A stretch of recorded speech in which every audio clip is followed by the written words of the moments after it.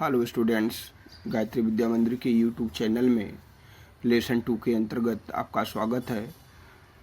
Lesson 2 के अंतर्गत अर्थशास्त्र की प्रकृति क्षेत्र के बारे में हम अध्ययन करेंगे।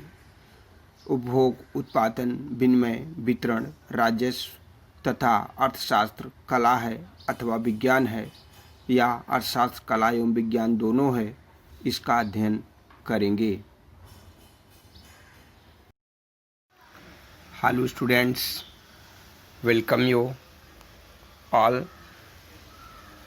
आज मैं आपको लेसन 2 के अंतर्गत अर्थशास्त्र की प्रकृति एवं क्षेत्र के बारे में अध्ययन करेंगे। अर्थशास्त्र की प्रकृति एवं क्षेत्र का अध्ययन अर्थशास्त्र की परिभाषाओं से संबंधित विवादों ने अर्थशास्त्र में खोज के क्षेत्र की उचित सीमा निर्धारित करने में अनेक समस्याएं पैदा कर दी। हम कह सकते हैं कि अर्थशास्त्र एक विकासशील गतिमान सामाजिक विज्ञान है, जिसके अंतर्गत समस्त आर्थिक क्रियाओं का अध्ययन किया जाता है। वर्तमान में मानव के आर्थिक क्रियाओं में निरंतर परिवर्तन होने के कारण अर्थशास्त्र के परस्पर विरोधी परिभाषाओं के कारण अर्थशास्त्रियों में उनके द्वारा प्रतिपादित अर्थशास्त्र की प्रकृति क्षेत्र के बारे में अनेक मतभेद पाए जाते हैं। कुछ अर्थशास्त्रियों के मतानुसार अर्थशास्त्र का क्षेत्र संकुचित है, तो कुछ अर्थशास्त्रियों के अनुसार इसका क्षेत्र काफ़ी विस्तृत है। प्रोफेसर केन्स ने अर्थशास्त्र के क्षेत्र में 3 तत्वों को समाहित किया है। नंबर 1, अर्थशास्त्र की विषय सामग्री। नंबर 2, अर्थशास्त्र की प्रकृति या स्वभाव। नंबर 3, अर्थशास्त्र का अन्य विज्ञानों से संबंध। सबसे पहले हम अर्थशास्त्र की विषय सामग्री के बारे में अध्ययन करेंगे। अर्थशास्त्र की विषय सामग्री के संबंध में प्रतिष्ठित अर्थशास्त्रियों तथा कल्याणकारी अर्थशास्त्रियों के विचारों में काफ़ी अंतर देखने को मिलता है। जैसा कि मैंने आपको अर्थशास्त्र की परिभाषा बतलाते समय कहा था कि क्लासिकल इकोनॉमिस्ट प्रतिष्ठित अर्थशास्त्रियों के अनुसार, जिसमें एडम स्मिथ, जेबी से, जेएस मिल तथा सीनियर जैसे अर्थशास्त्रियों के अनुसार अर्थशास्त्र धन का विज्ञान है।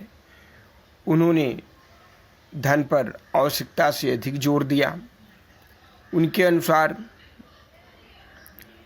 धन का अर्थशास्त्र का संबंध धन कमाने और इकट्ठा करने के साथ है। उनकी विचारधारा के अनुसार धन क्या है, इसका उपयोग कैसे किया जाए, इसका वितरण कैसे किया जाए, इत्यादि सभी बातों का अध्ययन अर्थशास्त्र में किया जाता है।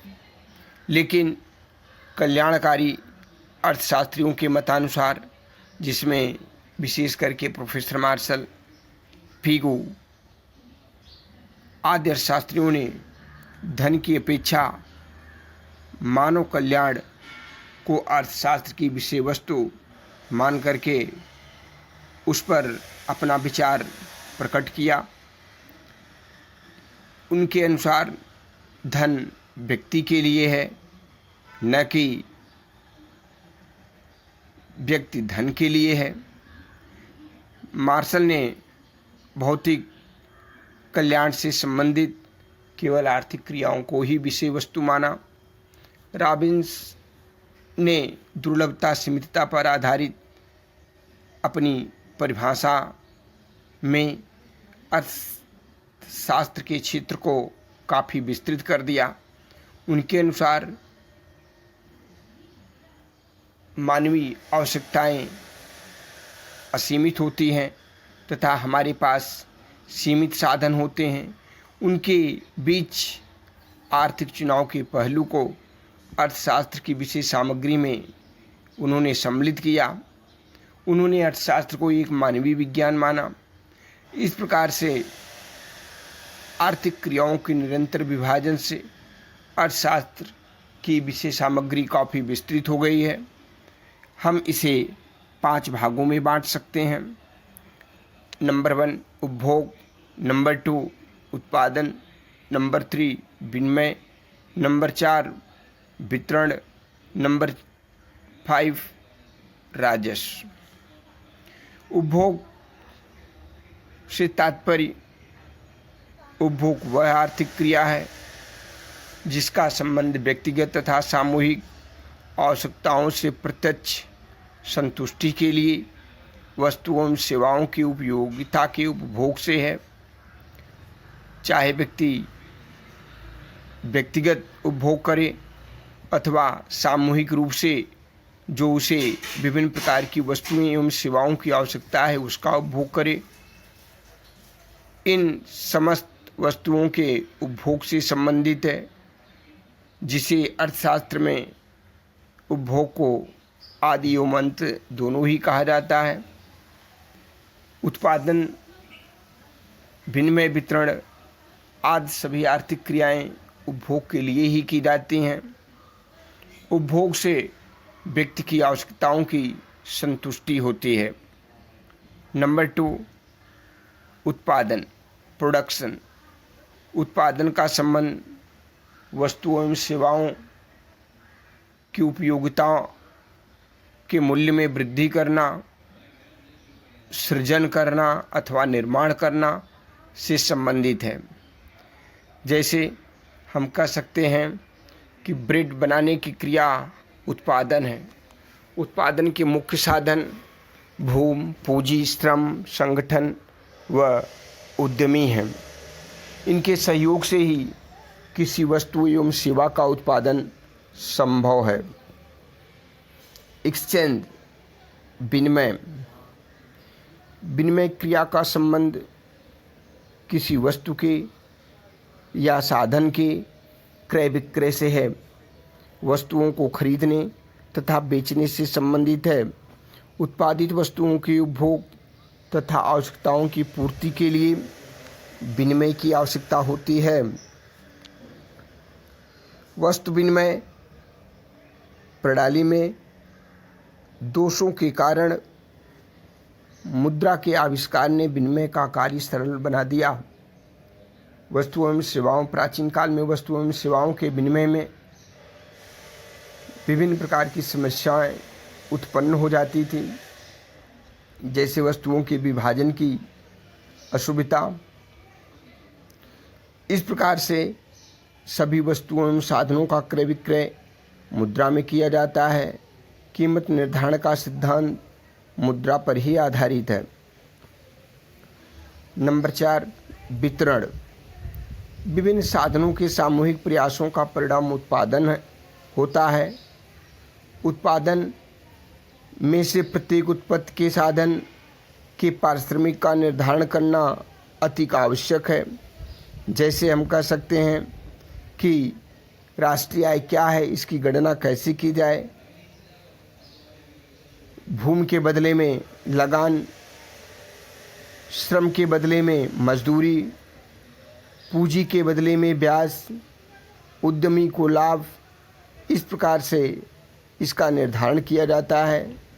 इसके साथ ही साथ यह निश्चित किया जाता है कि राष्ट्रीय आय का न्यायोचित वितरण कैसे हो या न्यायोचित वितरण हो रहा है या नहीं। वर्तमान में राज्य का सर्वोपरि हित जनता का आर्थिक कल्याण करना हो गया है। राज्य का हस्तक्षेप आर्थिक क्षेत्र में निरंतर बढ़ता जा रहा है। नंबर 5 राजस्व। राजस्व के अंतर्गत हम सार्वजनिक आय, सार्वजनिक व्यय, सार्वजनिक ऋण, घाटे की वित्त व्यवस्था, प्रशुल्क नीति आदि का अध्ययन करते हैं। समय के साथ साथ अर्थशास्त्र की विषय सामग्री में भी परिवर्तन होता जा रहा है। अर्थशास्त्र की प्रकृति, अर्थशास्त्र की प्रकृति अथवा स्वभाव में निम्न प्रश्नों का उत्तर स्वयं में समाहित है। पहला प्रश्न है, क्या अर्थशास्त्र विज्ञान है? दूसरा क्वेश्चन है, यदि अर्थशास्त्र विज्ञान है तो क्या यह वास्तविक विज्ञान है अथवा आदर्श विज्ञान? नंबर 3, क्या अर्थशास्त्र कला है अथवा क्या अर्थशास्त्र विज्ञान एवं कला दोनों है? अब हम इन्हीं प्रश्नों का उत्तर जानने के लिए अब हम इसका अध्ययन करेंगे कि अर्थशास्त्र विज्ञान है। विज्ञान के संबंध में कितने अर्थशास्त्रियों ने अपने विचारों को प्रस्तुत किया। कुछ लोगों ने इसे विज्ञान मानने से मना कर दिया, तो कुछ अर्थशास्त्रियों के अनुसार अर्थशास्त्र एक कला है तथा कुछ अर्थशास्त्रियों के अनुसार अर्थशास्त्र कला नहीं है अथवा अर्थशास्त्र कला एवं विज्ञान दोनों है। इसका अध्ययन करेंगे। तो सबसे पहले हम इसका अध्ययन करते हैं कि क्या अर्थशास्त्र विज्ञान है। Is economics science? तो विज्ञान ज्ञान का वह क्रमबद्ध अथवा संपूर्ण अध्ययन है जो कारण और प्रभाव के संबंध की व्याख्या करता है। विज्ञान किसी भी घटना का वस्तुगत विश्लेषण करता है। उसका क्रमबद्ध अध्ययन करने के पश्चात विश्लेषण तथा अध्ययन के आधार पर किसी भी तथ्य का पूर्वानुमान लगाता है और उसका सही भविष्यवाणी करता है। निम्न तर्कों के आधार पर हम कह सकते हैं कि अर्थशास्त्र विज्ञान है। नंबर 1, वैज्ञानिक रीति का प्रयोग करके आर्थिक घटनाओं के कारण और परिणाम के संबंध को ज्ञात करने के लिए तथा आर्थिक सिद्धांतों एवं नियमों के निर्माण के लिए अर्थशास्त्र में वैज्ञानिक रीति का प्रयोग किया जाता है।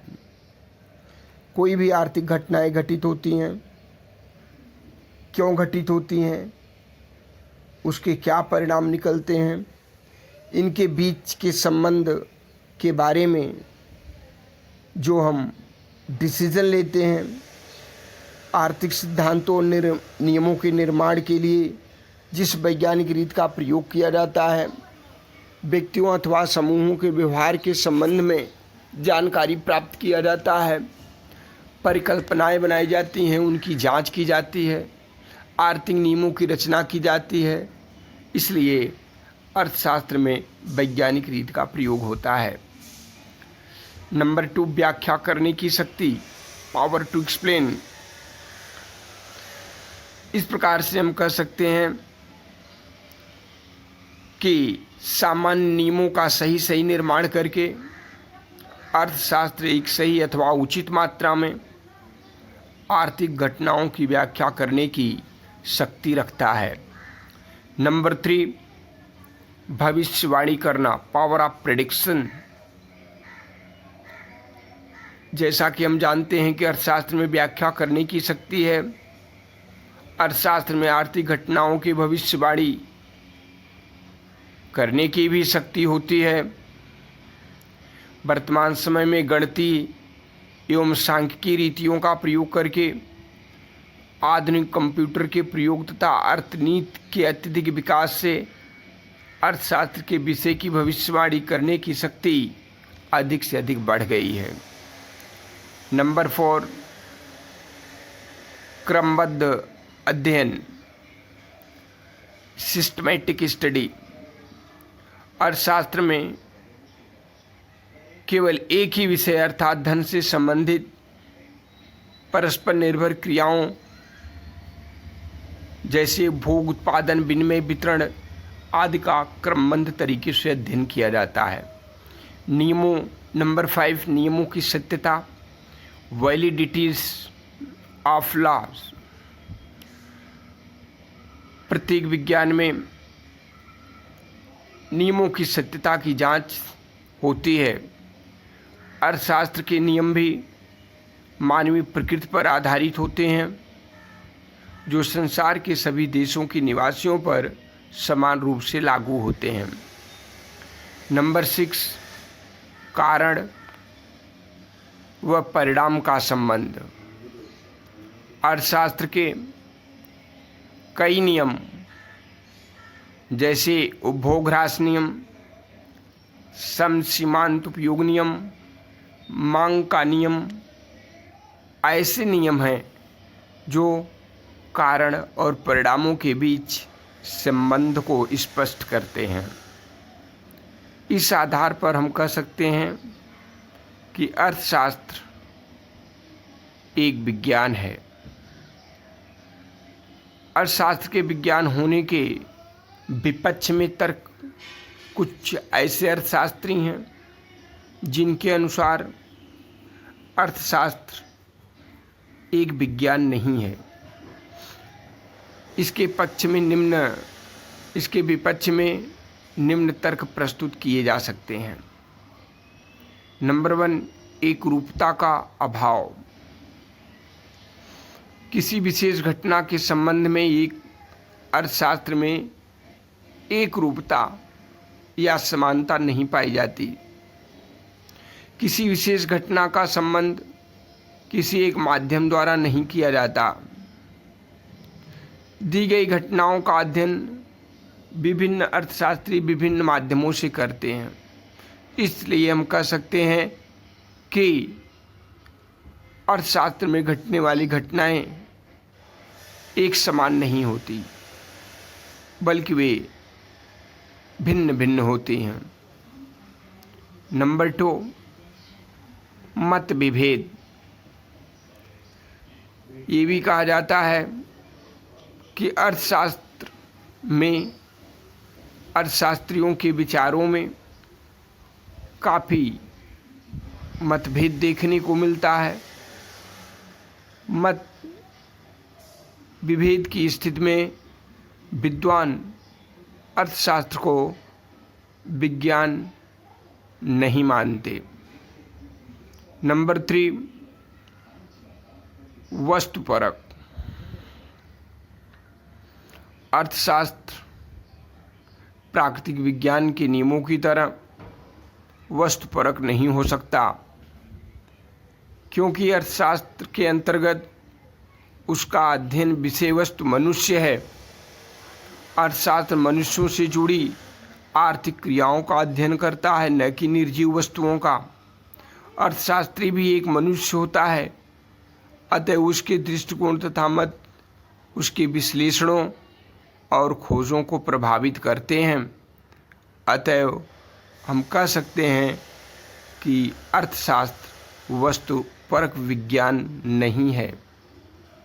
नंबर 4, आर्थिक नियम निश्चित नियम नहीं होते।